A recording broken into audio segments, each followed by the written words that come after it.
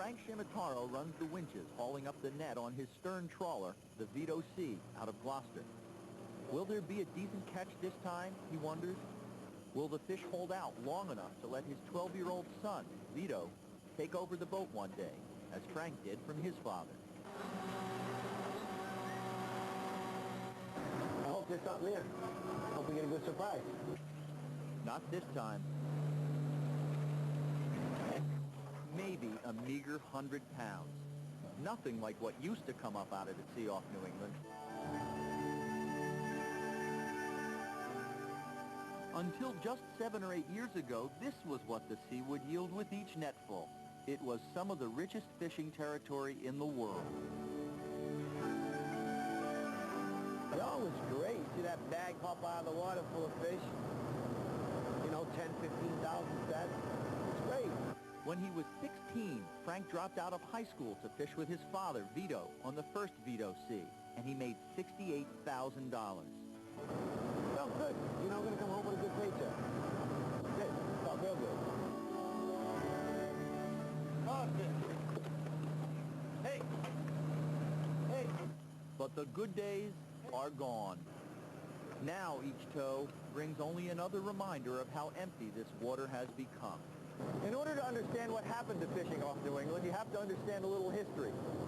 In the mid-1960s, foreign fishing fleets came here to George's Bank and began to suck the ocean clean. Huge factory ships vacuumed up the haddock and cod and flounder, the lifeblood species of the New England fishing industry. Then in 1976, a federal law kicked out the foreign boats by creating the 200-mile limit. That law also offered fishermen cheap loans to buy new boats and tax breaks to protect against losses. And with incentives like that, the fleet grew. But as the American fleet grew, the fishing grounds shrank. A line was drawn by an international court dividing U.S. and Canadian waters. We got a large fleet of boats on the East Coast, all crowded in a small spot now. That's what it is. We got no ocean left here. They took a lot of ocean away from us. And one final thing made sure the fish didn't have a chance. Fishing has gone high-tech. This is the bottom. If you should see fish here, you'll see it here. I don't see anything there. No, I don't either. If there are any fish to find, Frank can find them with $10,000 computers like this, pre-programmed with ocean depth charts. It even tracks Frank's boat. With gear like this, there is nowhere for fish to hide. These guys are really good. They are too efficient, and they are so efficient that they just can't continue to take this amount of fish from the ocean. For example, we used to catch 40,000 metric tons of yellowtail flounder. Instead of catching 40, today we're catching 5. We used to catch 50,000 tons of haddock. Today we're catching 2. We used to catch 40,000 tons of cod. Now we're catching 25. The shortage in fish is costing Massachusetts fish consumers a total of $19 million a year in higher prices. It's costing the fishing industry nearly 8,000 jobs a year. Frankie used to hire a crew of 6 or 7. Now he only needs 3. Overall, the destruction of the New England fish supply costs the state economy $193 million a year. And it's costing Frank his hopes of bringing his son into the family tradition. Fun. This is what I call fun. Fishing is a way of life. It's in the blood, I could say. I hope it isn't too late. My son wants to be a fisherman and he keeps asking me, Dad, am I going to be able to fish him? I keep saying, yeah. Am I lying to him? I don't know. The Vito C came back into Gloucester this morning after 8 days of fishing, 24 hours a day. Here's what they made. Crewmate Joe Marino, with a newborn 7-month-old at home, made $200. Peter Tormina, with a wife and 5 kids, $200. Rosario Tormina took home the same share, $200 for his 8 days of work. Frank, the skipper, got the same $200 share. He plans to split it with his son and give Vito $100. Frank's boat, the Vito C, was paid $1,800. That's not enough to cover his mortgage, insurance, unemployment insurance, repairs, and equipment bills. The industry under. News Center 5's environmental reporter David Ropeek brings us part 2 of his series, Fishing for Survival.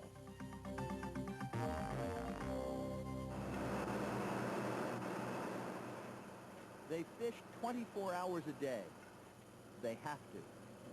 Because now from the sea off New England, each new day, each haulback of the net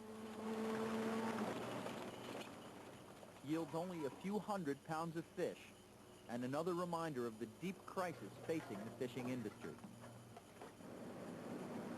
When Frank Shimataro was 16, he dropped out of high school to fish with his father.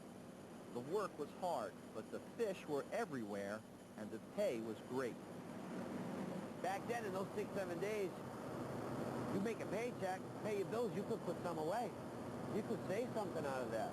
Today, 12 days, you make a paycheck, you're just paying your bills and putting stuff on the table, food on the table. That's all you're doing. You're not saving nothing. Watch caught. The fish that bring in the best money are all but gone. The cod catch is down 40%. The yellowtail flounder catch is down 90%. Haddock have all but disappeared. But the haddock and the cod and the flounder aren't the only species out here in trouble. In fact, the single species of seafood that brings in the most revenue to Massachusetts is also in trouble. Scallop.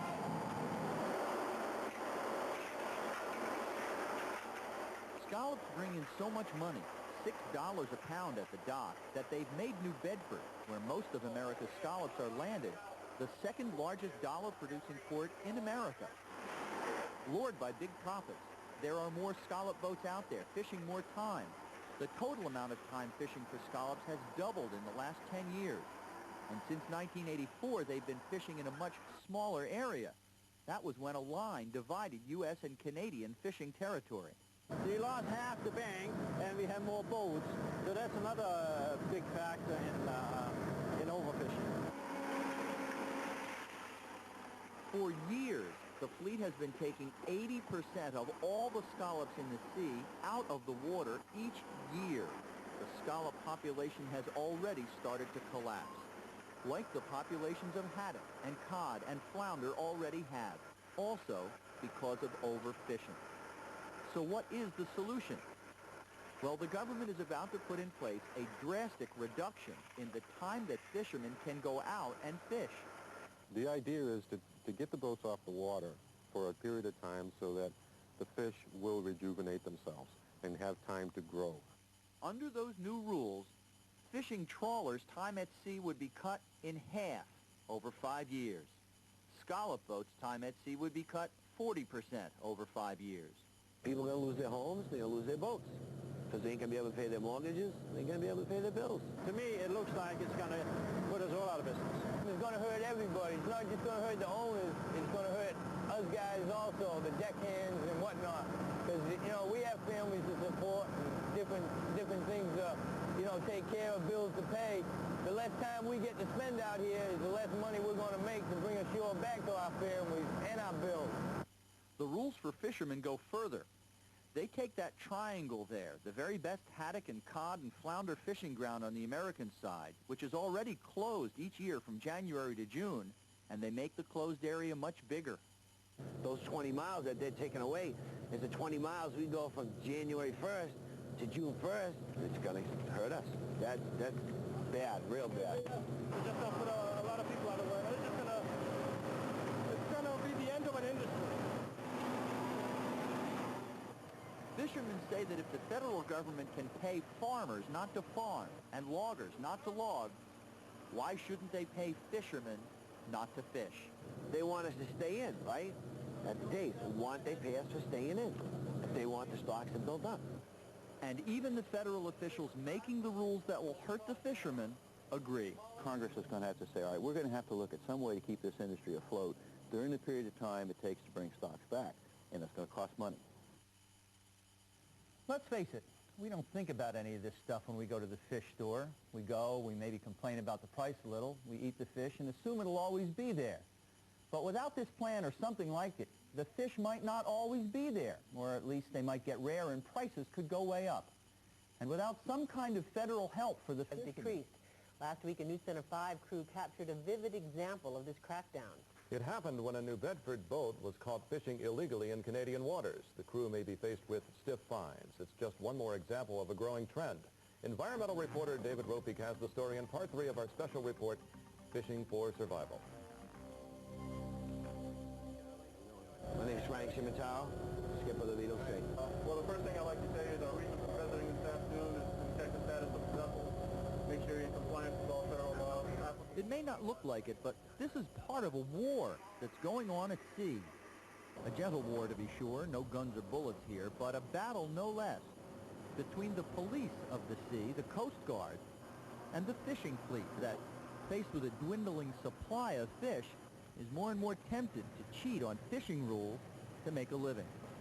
As the resource has declined, we've stepped up our efforts to protect the resource, to eliminate some of the cheating that's been going on.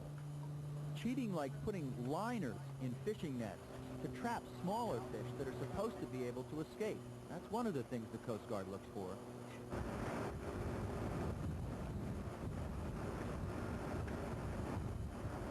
Five and 5/8. Another thing they look for is Size, whether or not the fish are the right size, and whether or not he's licensed or permitted to catch this particular type of fish. this isn't just a meaningless exercise by the Coast Guard. The price that you and I pay for fish depends in part on how well the Coast Guard crews enforce fisheries laws designed to protect the fish supply. It's for everybody's best interest, fishermen, so they have a job in the future, for the people of the United States, so that there's fish at reasonable prices for them to eat.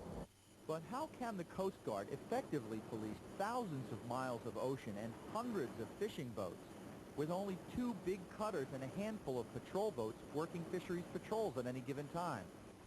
Range 2,730 yards. It's just like any other law enforcement game. It's like the policeman. He doesn't try to catch everybody that's speeding. He sits out on the highway and makes them slow down. The fishermen always know we're out here. They know that if we're not seen, we're fairly close. And there's always the threat of the aircraft. Marion 7, Kilo 16016. You know, we're in the water after the legal hours in the state closure area. Are you aware of that? Coast Guard helicopters fly over the fishing grounds constantly, and just by spotting a boat fishing where it's not supposed to, they can issue a violation and heavy fines. The threat of those fines keeps most fishermen honest. But more and more the Coast Guard is catching cheating by boats like this. A scallop boat caught last week fishing 2 miles inside Canadian water and escorted back to New Bedford by the cutter Sanibel. At the time we got on board, one of the dredges was on deck. It had fresh scallops in it. Some of the groundfish that had been brought up in the dredge was still alive. It was our belief that he had hauled back recently. In other words, the government believes he had been fishing illegally in Canadian water. The government took the boat's catch, nearly $25,000 worth of scallops. And when the case comes to court, they can fine the owner $100,000 and keep him from fishing for a month. Once you assess somebody penalties like that, plus the other things that we generally do at the same time, like seize the catch, we can seize the vessel, all those are things that we can do also. You can make a pretty expensive trip for a guy that violates. But at sea, the squeeze is on for fishermen just trying to stay afloat. The law tries to keep them honest, but their ever smaller catch pushes them toward doing whatever they have to do to make a buck and feed their family. The bank come today and told me, well, tomorrow we're taking your house, we're taking your boat, you're getting thrown out in the street. I don't think there'd be anybody that would not do that, take that chance. I'd be the first one to do it. You break the rules. I would break the rules all in a minute. Over the past 2 years, the Coast Guard has seized more than 24 scallop boats for fishing illegally in Canadian waters, where there are more and bigger scallops. The Canadian Coast Guard has also seized several American boats. For the past few years, the Coast Guard has boarded 2,500 fishing boats a year, roughly, and 1 in 5 of them had some sort of violation, which means that 4 in 5, most fishermen, are honest. Only with the supply of fish way down, mostly because of overfishing, it'll be harder and harder for those fishermen to stay honest and stay afloat. With those kind of penalties, you have to be pretty desperate to break